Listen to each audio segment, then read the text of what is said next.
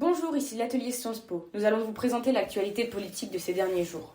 Pour l'extrême gauche, Philippe Poutou est au cœur de l'actualité. L'université Paris-Nanterre veut interdire une de ses conférences pour l'empêcher de défendre ses idées révolutionnaires et anticapitalistes.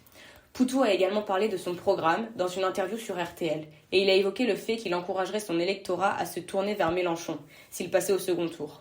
Pour rappel, Mélenchon arrive 3e dans les sondages derrière Marine Le Pen et Emmanuel Macron. Voilà pour l'extrême gauche. Pour la gauche, aucune information n'est parue ces derniers jours. Cependant, pour le centre, on a une information. Selon un article de France Info, le candidat à la présidentielle Emmanuel Macron est critiqué par les autres candidats à cause de ses collaborations avec le cabinet américain de conseil McKinsey.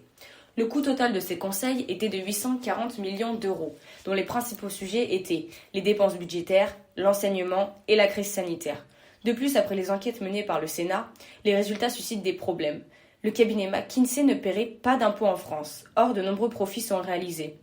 On peut ajouter avec cela que McKinsey aurait revendu le même rapport concernant la crise sanitaire à l'Australie.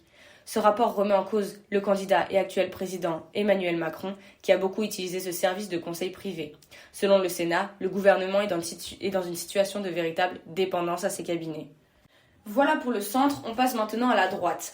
Valérie Pécresse, en déplacement à Roubaix le 29 mars, n'évoque pas le pouvoir d'achat, sujet central de la présidentielle auprès d'entrepreneurs. Et enfin, pour finir avec l'extrême droite, lors du déplacement à Dijon d'Éric Zemmour, des insultes ont été dites envers le président Macron, disant « Macron assassin ». De plus, lors de ce même meeting, a été remis en cause le nombre de personnes présentes. Si Zemmour défend 100 000 présents, or le lieu du meeting ne pouvait pas contenir plus de 45 000 personnes. Merci de nous avoir écoutés, c'était l'atelier Sciences Po.